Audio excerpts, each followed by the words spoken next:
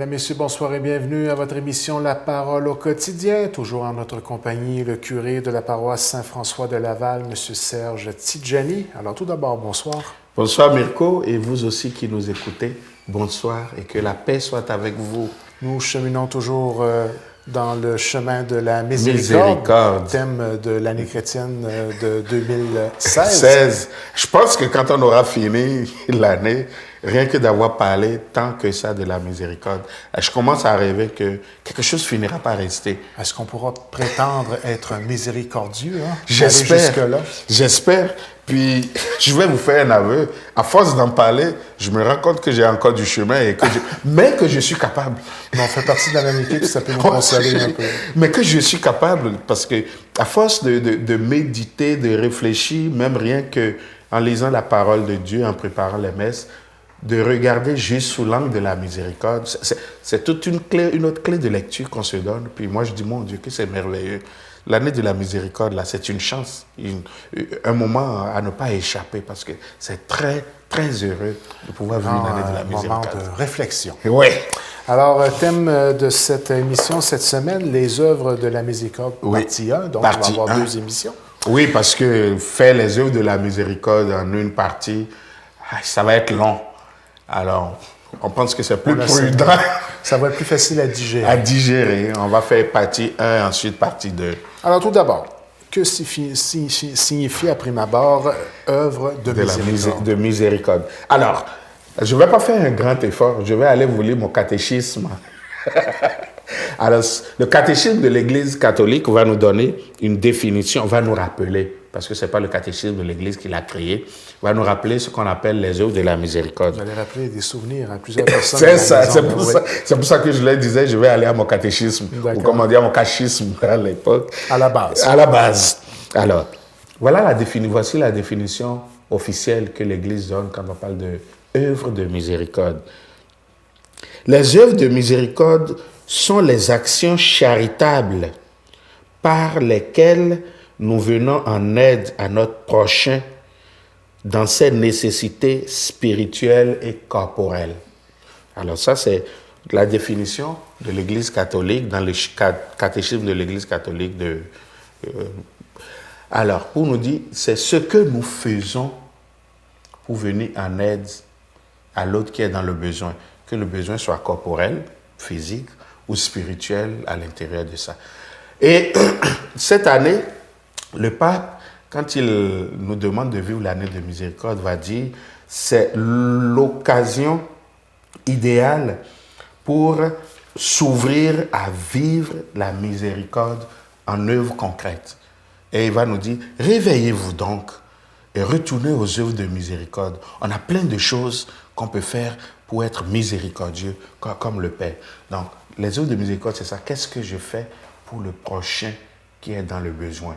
Son besoin pouvant être spirituel ou physique, corporel. Donc, d'analyser les œuvres de miséricorde est en lien direct avec le thème de la miséricorde. Exactement. On l'a discuté en introduction d'émission. Exactement. Parce que si nous disons que nous vivons une année sainte de la miséricorde, oui. J'insistais depuis le début des émissions pour dire qu'il faut d'abord contempler, découvrir la miséricorde. Oui, mais concrètement, qu'est-ce que je peux faire? Parce que je disais aux gens, quand j'ai fini de contempler, il faut que j'aille vivre ce que j'ai contemplé, ce que j'ai vécu dans mon expérience, dans mon corps, dans mon esprit à moi. Il faut que j'aille le revivre aux autres. Alors, là encore, je retourne au pape qui va nous citer dans sa lettre qui ouvre le jubilé. D'ailleurs, c'est le numéro 15 qui va parler des œuvres de la miséricorde en gros. Mais qu'est-ce qu'il va nous dire pendant cette année de la miséricorde? Ouvrons nos yeux pour voir les misères du monde, les blessures de tant de frères et sœurs privés de dignité, et sentons-nous appelés à entendre leurs cris qui appellent à l'aide. Que nos mains serrent leurs mains et les attirent vers nous, afin qu'ils sentent la chaleur de notre présence, de l'amitié et de la fraternité. Que leurs cris deviennent nôtres et qu'ensemble, nous puissions briser les barrières de l'indifférence qui règne souvent en souveraine pour cacher l'hypocrisie et l'égoïsme. Notre pape, il parle bien, hein? Oui. Alors, mais qu'est-ce qu'il nous dit concrètement? Pendant cette année de la miséricorde-là, que nos regards changent en voyant les besoins des autres, que nos mains réagissent face à la souffrance des autres, et donc que nos cœurs vibrent face à la souffrance des autres. Donc, il est possible de quantifier les œuvres et est-ce qu'il en existe aussi plusieurs catégories? Oui, il y en a justement, parce que comme nous avons, quand on regarde la définition qu'on a donnée des œuvres de la miséricorde, on a dit c'est aider quelqu'un qui a un besoin physique, corporel, ou bien moral, spirituel. Donc c'est sûr que déjà là, on trouve les deux grandes catégories, telles que l'Église, depuis le Moyen-Âge à peu près, les a récupérées, j'allais dire catégorisées. Mais c'est des œuvres, alors on parle des œuvres de la miséricorde corporelle, et c'est ce qu'on fait sur l'être physique de quelqu'un. Et les œuvres de la miséricorde spirituelle, c'est ce qui contient la vie spirituelle, la foi, l'esprit, l'intérieur de la personne. Et l'un ne va pas sans l'autre. Et l'un ne va pas sans l'autre parce que nous sommes des êtres de chair, mais nous sommes aussi des esprits incarnés. Nous avons un corps et nous sommes un corps et nous sommes un esprit. Donc je ne peux pas juste m'occuper du physique et ne pas m'occuper du spirituel. Ça, c'est une grave erreur. C'est les dangers que le matérialisme a causés dans nos mondes d'aujourd'hui. Mais je ne peux pas non plus rester en l'air, tête en l'air, à m'occuper du spirituel en oubliant que les gens ont les pieds sur terre et vivent des réalités concrètes. Donc, les œuvres de la miséricorde, même si nous les catégorisons en disant qu'il y en a de type spirituel, de type corporel, tout ça, c'est pour reprendre et redonner à l'être humain sa dignité. L'ensemble de notre identité Dans première. l'ensemble de notre identité première. Parlons maintenant des 7 œuvres de miséricorde corporelle. Bon, là, vous parlez des 7 œuvres de miséricorde corporelle. Ce que je vais faire remarquer, c'est que je vais vous relire un extrait d'un évangile que vous connaissez, je suis sûr. Parce que je pense que je l'ai aussi répété souvent. Matthieu 25, quand Jésus dit qu'il fait le tri là, et il dit « Venez les bénis de mon Père, recevez en héritage le royaume qui vous avait été préparé depuis la fondation du monde. Car j'avais faim, vous m'avez donné à manger. J'avais soif, vous m'avez donné à boire. J'étais un étranger, vous m'avez accueilli. J'étais nu, vous m'avez revêtu. J'étais malade, vous m'avez visité. J'étais en prison et vous êtes venus à moi. » Je viens d'en compter 6 comme ça. Et la 7e, c'est « J'étais mort et vous m'avez enterré », qui n'est pas dans Matthieu 25, mais qui trouve déjà ses origines dans le livre de Tobie. Pour ceux qui connaissent la Bible un peu, Tobie qui, malgré les injonctions du roi, du pouvoir en place, quand les gens mouraient, allait les chercher de nuit et les enterrait parce qu'il voyait que la dignité de l'être humain est là. Donc, nous venons les sources, en 2 mots, où on peut dire, on retrouve dans l'Évangile, les œuvres de la miséricorde, il y en a 7, les voilà, c'est Matthieu 25, plus l'inhumation qu'on doit aux défunts. Donc, on vient de voir là les 6 plus 1. 6 dans l'évangile de Matthieu et le 7e qui est rentré dans la tradition. Donc, les 7 œuvres corporelles, ou les 7 œuvres de la miséricorde corporelle, c'est ça. Alors, nous allons maintenant faire une petite analyse de chacun. Oui, on va juste se lancer sur la piste. On va juste se lancer et en disant, l'évangile que je viens de lire, là, j'avais faim, j'avais soif, j'étais étranger, j'étais malade, j'étais nu, j'étais en prison et vous m'avez aidé. Donc, on peut les passer. Et j'étais mort, comme je l'ajoute, et vous m'avez enterré. Alors, on peut les passer une à une. La première, donner à manger aux affamés. Donner à manger aux affamés. C'est concret. C'est d'actualité aussi. C'est ça. C'est d'actualité aussi. Nourrir celui qui a faim, le pauvre qui a faim. Alors, pendant cette année de miséricorde, ça veut dire que si je vois quelqu'un qui a faim, je dois être sensible à ça. Et si je peux apporter une aide, je lui apporte. Puis, il ne faut pas penser que l'autre qui a faim, c'est juste quelqu'un qui est hors de l'océan Atlantique. Là. Il peut être notre voisin. Tout à fait. Mais c'est quand j'ouvre les yeux, il y a des pauvres chez nous. Il y a des gens qui, malgré ce qu'on fait, ne peuvent pas tenir à la fin. Si moi, j'ai les moyens, je dois leur venir en aide. Et même si je n'ai pas le moyen matériel, une prière pour eux, un sourire pour eux et un respect même pour eux, c'est déjà beaucoup. Donc, j'avais faim, vous m'avez donné à manger. C'est le pain concret, le pain que je donne à quelqu'un qui frappe à ma porte, mais c'est aussi le pain que je donne à toutes les personnes pauvres. Prendre conscience que même à notre époque aujourd'hui, ce n'est pas l'ensemble de la population qui a accès à quelque chose d'aussi basique que de l'eau. De Donc, l'eau. donner à boire à ceux qui ont soif. Donner à boire à ceux qui ont soif. C'est pratiquement inconcevable pour un Nord-Américain ou encore plus un Québécois qui vit dans l'abondance de conceptualiser qu'il y a des gens qui peuvent faire face à la rareté. À la rareté de l'eau. Non, Moi, c'est j'ai vu, on ne m'a pas raconté, j'ai vu en Afrique des gens qui vont faire 3, 4, 5 kilomètres pour aller chercher juste un bidon d'eau qui ne fait pas 20 litres. Incroyable. Et c'est peut-être la ration de 3-4 jours. J'ai vu. Et si vous regardez Vision mondiale, même si ça choque les gens parfois, on en voit encore aujourd'hui. Moi, je parle de l'Afrique parce que c'est mon expérience, mais il y en a dans plein d'autres pays du monde. Et peut-être même chez nous. Regardez les querelles des États-Unis ces jours-ci. Regardez chez nous le combat pour l'eau. Donc, c'est inconcevable pour de vrai que des gens manquent d'eau potable, alors que nous disons que l'eau, c'est la vie. Alors, mon œuvre de miséricorde à moi, on va dire, ce n'est pas moi qui fais le système d'épuration d'eau, mais mon œuvre de miséricorde, c'est de donner à boire à celui qui a soif en respectant déjà la source d'eau. Et même C'est bien dit, ça. En respectant déjà là, cette abondance-là à laquelle on a droit. C'est ça. On est des privilégiés. On est des privilégiés. Et vous savez, moi je vais faire peut-être une publicité comme ça pour Développement et Paix, l'organisme catholique qui fait la charité, là. Développement et Paix va faire un travail, par exemple, qui est d'aller aider dans des pays du tiers-monde les communautés qui manquent d'eau, en creusant un puits, en assainissant un fond d'eau, en aidant les gens à avoir un robinet dans un village, où juste une seule pompe d'eau devient la vie du village. Que de Développement et comprendre Paix. pour le prix d'un simple iPhone, C'est ça? on peut donner accès à l'eau à tout un village. Je pense que quelque chose, si je mets un iPhone au prix original de $800, au Bénin, dans mon pays d'origine, je pourrais faire 3 puits Incroyable. avec un iPhone. Ça. Je pense que je n'exagère pas. Alors, juste un puits où on va aller trouver de l'eau potable, je pourrais en faire 3. Et que ça. Alors, quand je connais ça, et qu'on vient me solliciter pour dire donner de l'aide à tel organisme qui va aider tel peuple à fournir de l'eau potable, je m'y engage.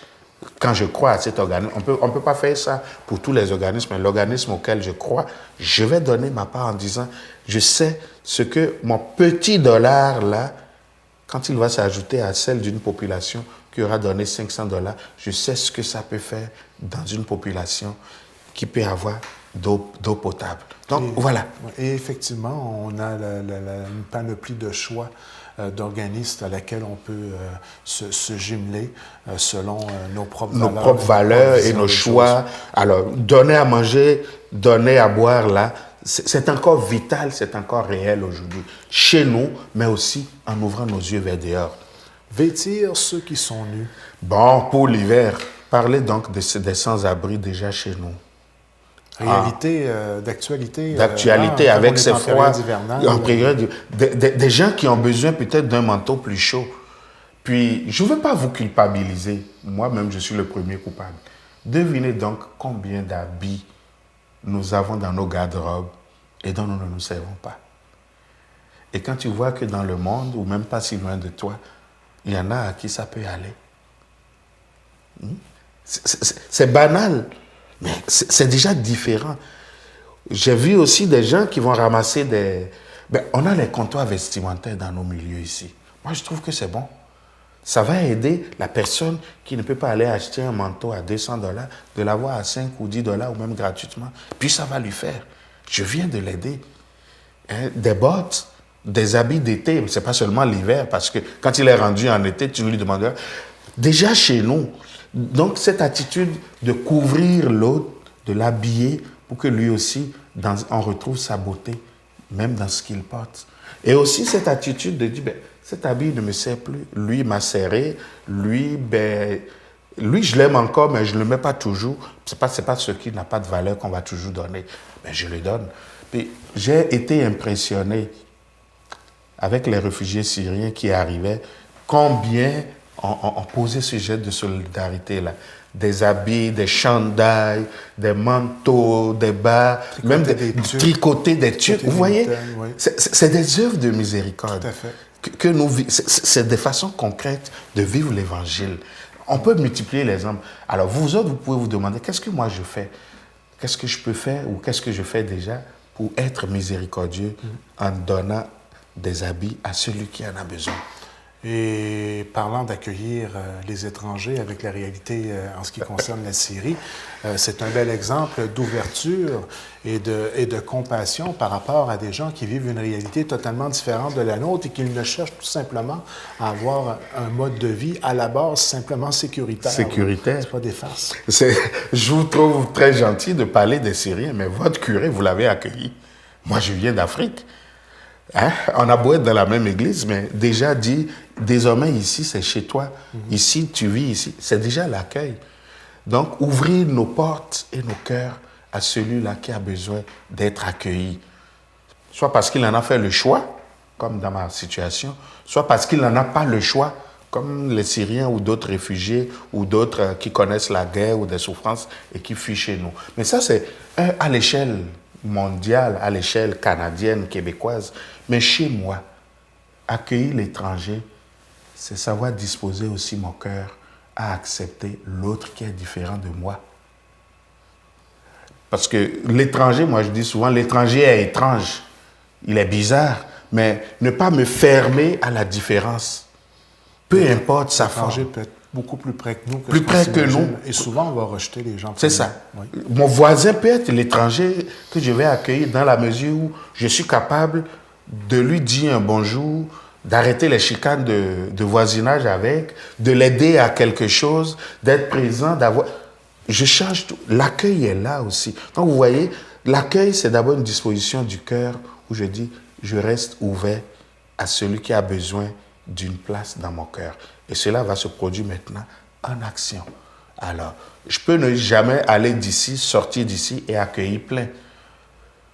Et aussi, dans nos vies concrètes, nous autres en Amérique du Nord, là encore, peut-être que je vais vous choquer de dire ça, sincèrement, là, peut-être nous, on est un peu différents en Gaspésie, mais quand vous n'attendez pas quelqu'un et que ça cogne à votre porte ou que ça sonne, dites-moi, combien de fois vous avez l'audace d'aller ouvrir?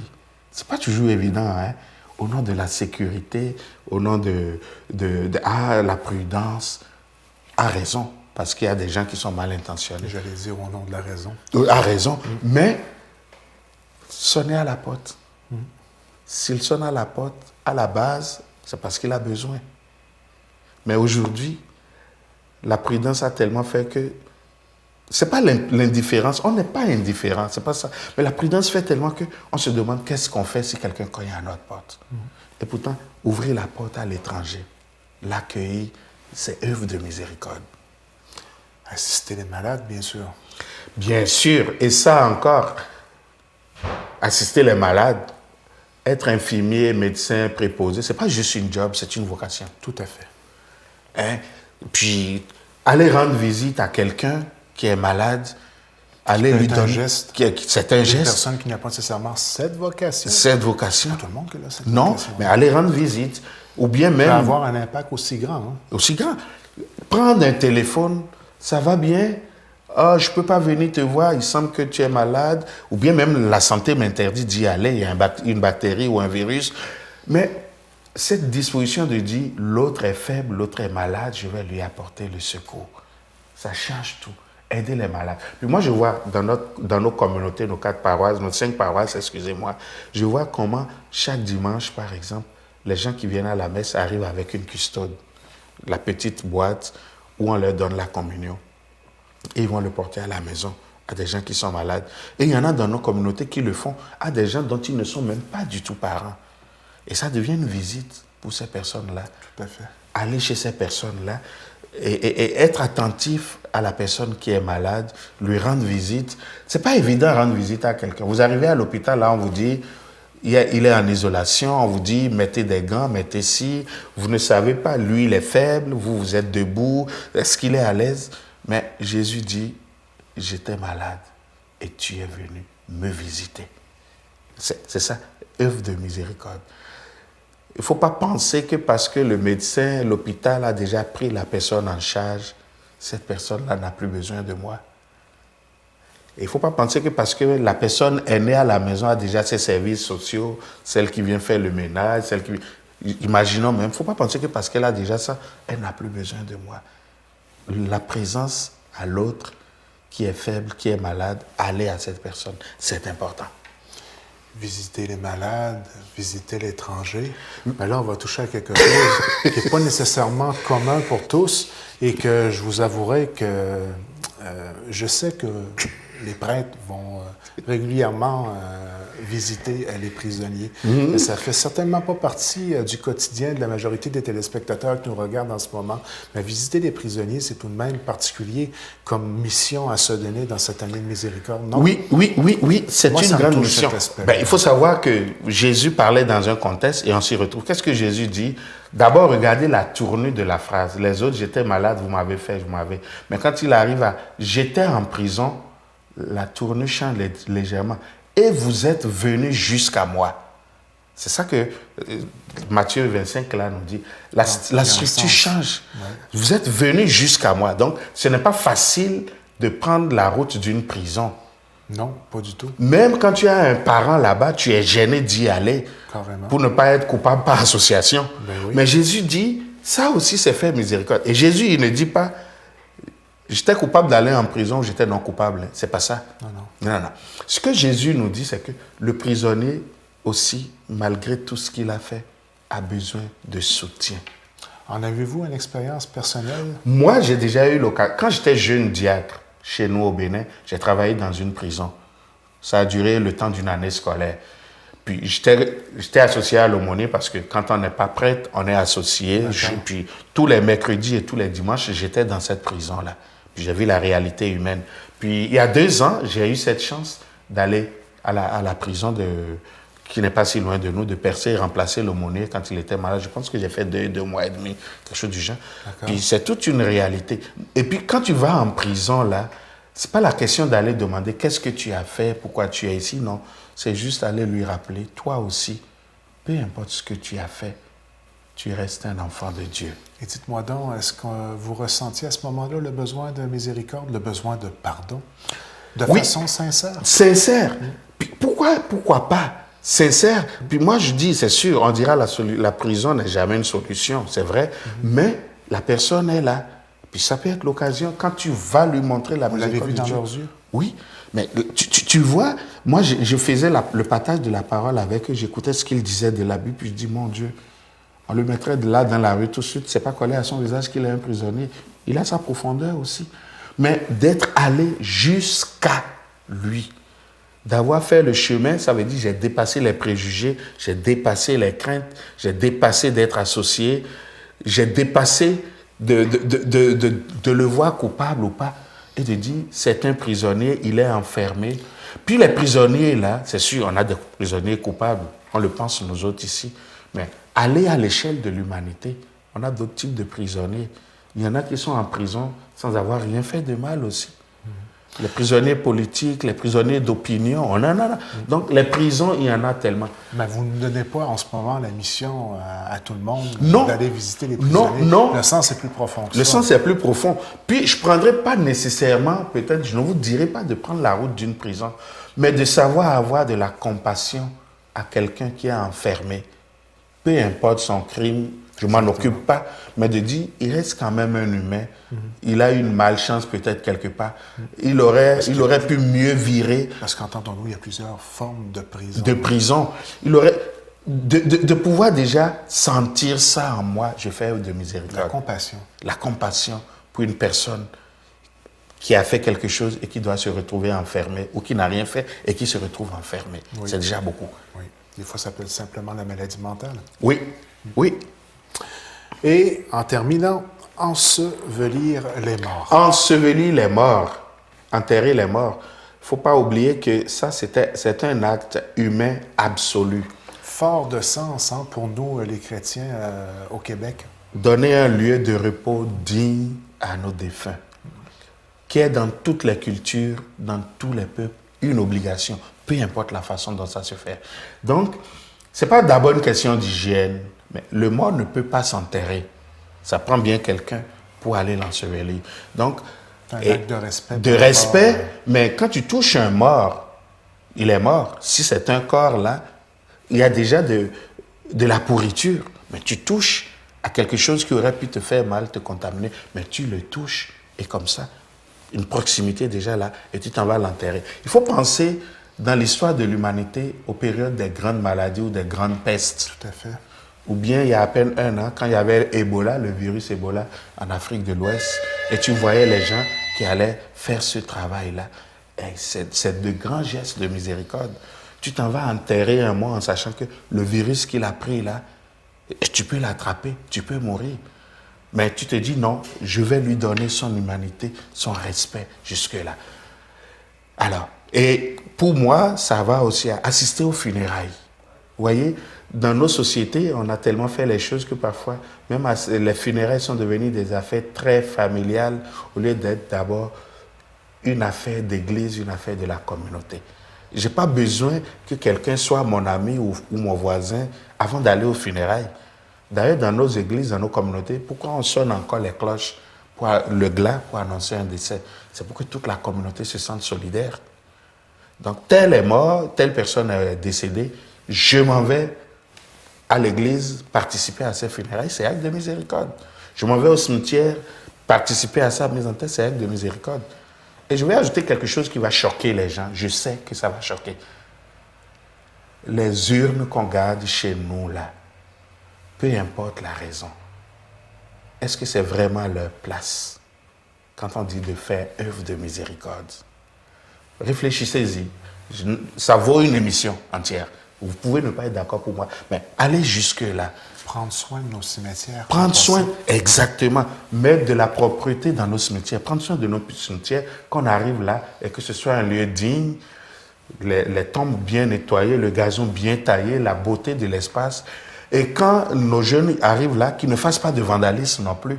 Donc tout ça. Alors vous voyez, et Jésus nous dit, pour conclure un peu, parce que notre émission, vous voyez que quand ça nous prend, la passion est partie, c'est des choses concrètes qui nous touchent là. Jésus nous dit, quand ces gens-là sont surpris, chaque fois que vous l'avez fait à l'un de ces petits qui sont mes frères, c'est à moi que vous l'avez fait. Donc, un acte de miséricorde corporelle que je pose, je ne le pose pas juste à un individu là. Jésus dit, mets ça sur mon compte, c'est à moi que tu l'as fait. Alors, c'est là-dessus que je nous conclue cette semaine en disant, posez tous les actes de miséricorde, non pas pour les personnes qui sont là, mais pour la personne en qui vous croyez, Jésus, qui nous a dit, chaque fois que vous avez été bon avec l'une de ces personnes qui sont mes frères ou mes sœurs, c'est à moi que vous l'avez fait. Merci et bonne semaine à vous.